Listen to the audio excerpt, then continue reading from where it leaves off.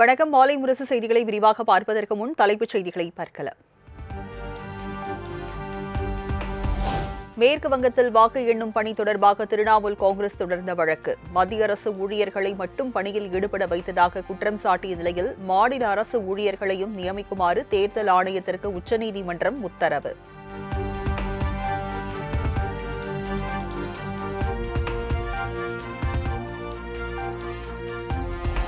மேற்கு வங்கத்தில் வன்முறை மற்றும் முறைகேடு புகார்களால் ரத்து செய்யப்பட்ட 15 வாக்குச்சாவடிகள் மறு வாக்குப்பதிவு. பலத்த போலீஸ் பாதுகாப்புடன் காலை முதலே நீண்ட வரிசையில் காத்திருந்து ஜனநாயக கடமையை ஆற்றி வரும் பொதுமக்கள்.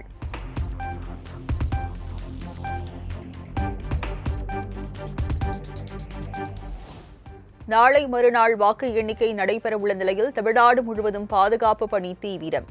தமிழ்நாடு முழுவதும் 1 லட்சம் போலீசார் பாதுகாப்பு பணியில் ஈடுபட்டுள்ளதாக தகவல்.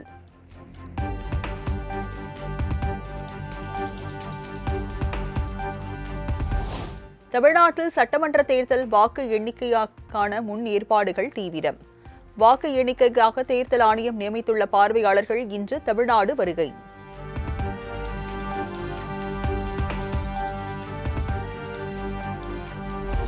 தமிழ்நாட்டில் வெப்பநிலை இயல்பை விட 2 முதல் 3 டிகிரி செல்சியஸ் அதிகமாக பதிவாகும்.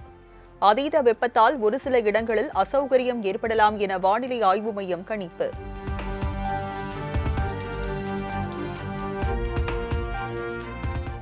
நாகை மாவட்டம் நாகூர் தர்கா வேளாங்கண்ணிக்கு செல்லவிருந்த தவிக தலைவர் விஜய் பயணம் திடீர் ரத்து. அதிகாலையில் இருந்து விஜய்க்காக காத்திருந்த நிலையில் திடீரென பயணம் ரத்தானதால் ஏமாற்றம்.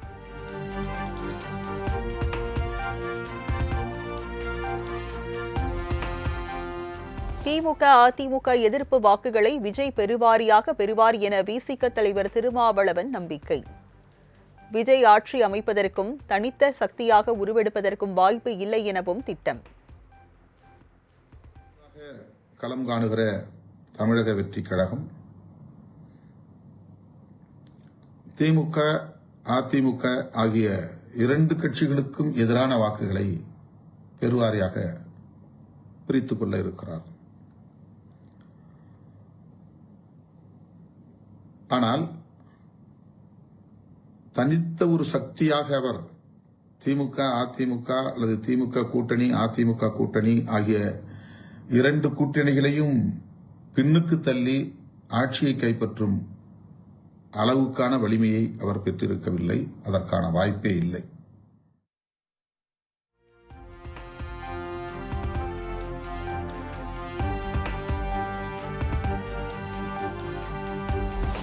ஒரு சில தொகுதிகளில் விசிகாவினர் தேர்தல் பணியாற்றவில்லை என அக்கட்சித் தலைவர் திருமாவளவன் பரபரப்பு வீடியோ.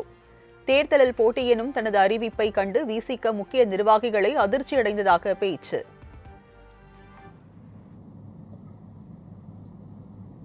குறிப்பாக நாம் போட்டியிடாத பிற தொகுதிகளில் நம்முடைய தோழமை கட்சிகளின் வேட்பாளர்களுக்கு தேர்தல் பணி ஆற்றியதில் ஒரு சில தொகுதிகளில் இருந்து தோழர்கள் ஒற்றுமையாக இருந்து பணியாற்றவில்லை என்கிற தகவல்கள் வந்துள்ளன. அது குறித்து தகவல்கள் திரட்டப்பட்டு வருகின்றன.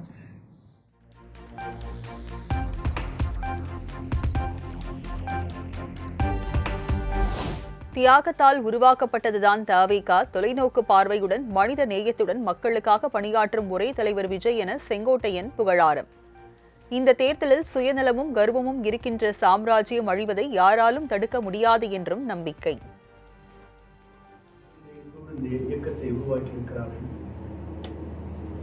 அது மட்டுமல்ல, ஒரு தியாகத்தோடு இந்த இயக்கத்தை வழிநடத்தி செல்கிறார்கள். சர்வத்தையும் கற்றுக்கொள்ள வேண்டும். ஆனால் கர்வத்தை,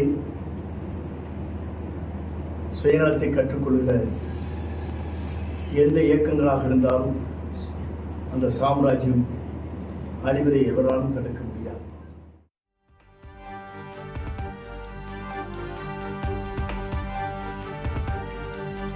தேர்தலின் போது இடதுசாரிகளுக்கு உரிய அங்கீகாரம் தர திமுக மறுத்துவிட்டது என சிபிஎம் முன்னாள் மாநில செயலர் கே. பாலகிருஷ்ணன் வேதனை. வேலையில்லா திண்டாட்டத்தை தீர்க்க உருப்படியான எந்தவொரு நடவடிக்கைகளையும் திமுக அரசு எடுக்கவில்லை எனவும் காட்டம்.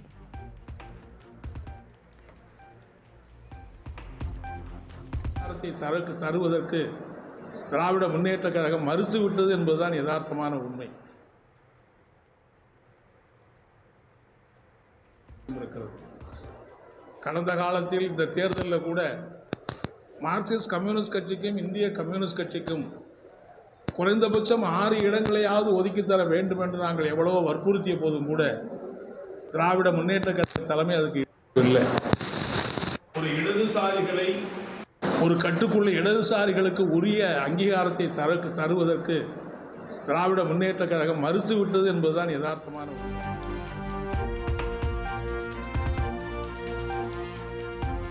தமிழக அரசியலில் மாற்றம் வேண்டும் என்று இளைஞர்கள் நினைக்கும் எழுச்சி வரவேற்கத்தக்கது என சிபிஎம் முன்னாள் மாநில செயலாளர் கே. பாலகிருஷ்ணன் கருத்து.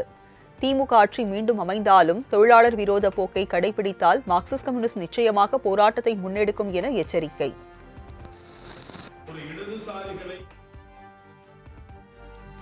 வேற எந்த தேர்தலை விட இந்த தேர்தலில் இளைஞர்கள் மத்தியில் ஒரு பெரிய எழுச்சி ஏற்பட்டிருக்கிறது என்பதை நம்மால் பார்க்க முடிகிறது. அதாவது வழக்கமாக தேர்தல் நடக்கிற நேரத்தில் இளைஞர்கள் வேற எங்கேயாவது இருப்பாங்க. ஆனால் இந்த முறை அப்படி இல்லாமல் இளைஞர்கள் மத்தியில் தமிழ்நாட்டில் ஒரு மாற்றம் வேணும் என்கிற மாதிரியான ஒரு அரசியல் புரிந்துணர்வு ஏற்பட்டிருக்கு என்பதை தான் நம்ம பார்க்க முடியும். எனவே அப்படிப்பட்ட இளைஞர்கள் ஒரு அரசியல் ரீதியாக இப்போ தேர்தலில் வாக்களிப்பது ஒரு மாற்றம் வேணுங்கிற முறையில் ஒரு நோக்கத்துக்கு வந்திருப்பது என்பது இளைஞர்களுக்கு ஏற்பட்ட எழுச்சி வரவேற்கத்தக்கது, பாராட்டத்தக்கது.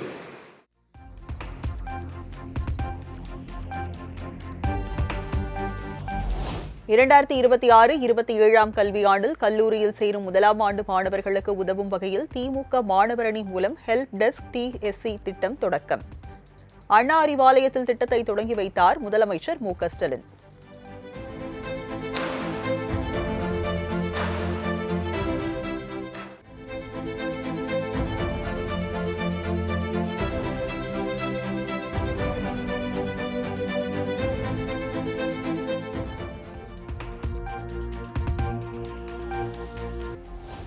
சென்னையில் ஆபரண தங்கத்தின் விலை சவரனுக்கு 640 ரூபாய் உயர்வு. கிராமுக்கு 80 ரூபாய் உயர்ந்து 14,000 ரூபாய்க்கும், ஒரு சவரன் 1,12,000 ரூபாய்க்கு விற்பனை.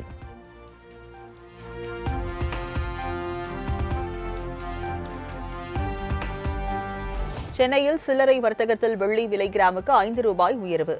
வெள்ளி விலை கிலோவுக்கு 5,000 ரூபாய் உயர்ந்து 2,70,000 ரூபாய்க்கு விற்பனை.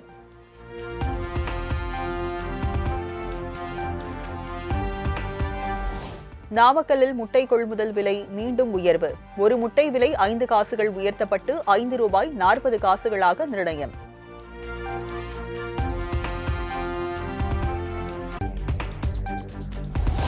சேலம் மேட்டூர் அருகே நேற்றிரவு சூறாவளி காற்றுடன் கூடிய கனமழை காரணமாக 10,000க்கும் மேற்பட்ட வாழைகள் சாய்ந்து சேதம். பல லட்சம் ரூபாய்க்கு மேல் நஷ்டமானதால் உரிய இழப்பீடு வழங்க அரசுக்கு விவசாயிகள் கோரிக்கை.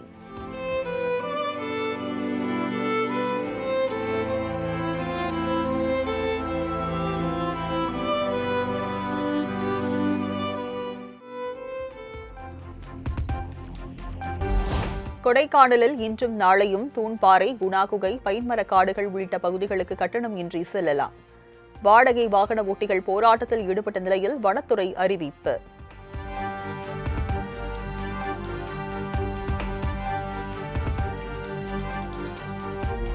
கோடை விடுமுறையை முன்னிட்டு திருச்சி, பெங்களூரு இடையே மே மாதத்தின் அனைத்து செவ்வாய்க்கிழமைகளிலும் சிறப்பு ரயில்கள் இயக்கப்படும் என தெற்கு ரயில்வே அறிவிப்பு.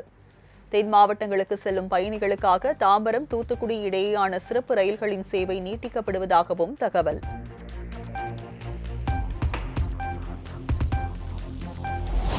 கன்னியாகுமரி திருப்பரப்பு அருவியில் சுற்றுலா பயணிகள் குளித்து மகிழ்ந்து உற்சாகம்.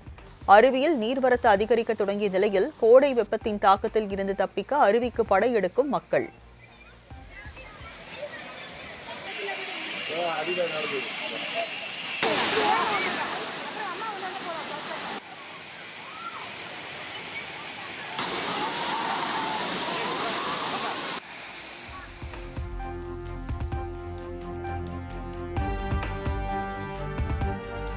கும்பகோணம் சுவாமிமலை சுவாமிநாத கோயில் தேரோட்டம் கோலாகலம்.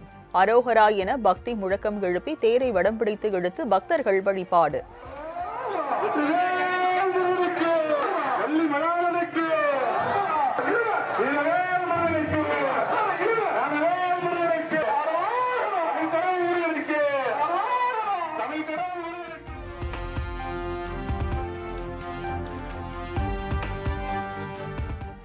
காஞ்சிபுரம் அருகே சித்ரா பௌர்ணமியை முன்னிட்டு நடவாவி உற்சவம் கோலாகலம்.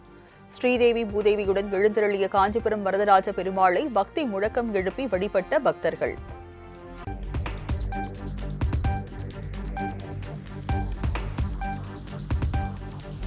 சர்வதேச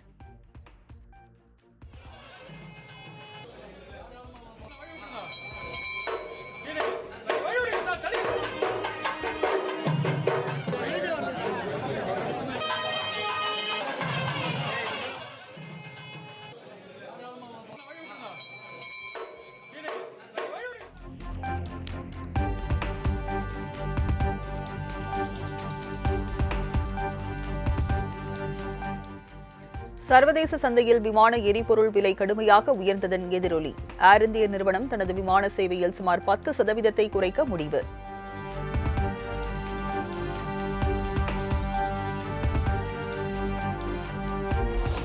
கோடை வெயில் காரணமாக கொடைக்கானலுக்கு படையெடுத்த மக்கள். மலைச்சாலைகளில் ஏற்பட்டுள்ள கடும் போக்குவரத்து நெரிசலால் சுற்றுலா பயணிகள் கடும் அவதி.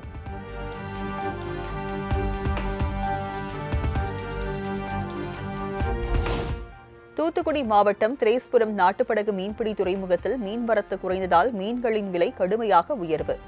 விலை அதிகரித்த போதிலும் ஆர்வமுடன் மீன்களை வாங்கி சென்ற மக்கள்.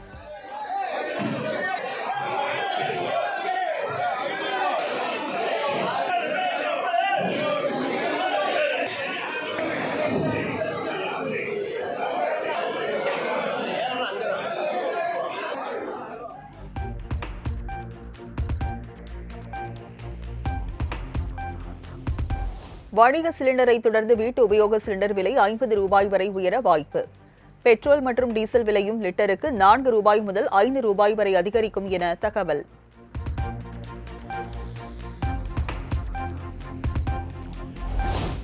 தேர்தல் முடிந்துவிட்டதால் வணிக சிலிண்டர் விலையை மத்திய அரசு உயர்த்தியுள்ளதாக ராகுல் காந்தி குற்றச்சாட்டு. வணிக சிலிண்டர் விலை உயர்த்தப்பட்டது போல் அடுத்து பெட்ரோல் டீசல் விலையும் Chennai Silks in Mega Summer Sale.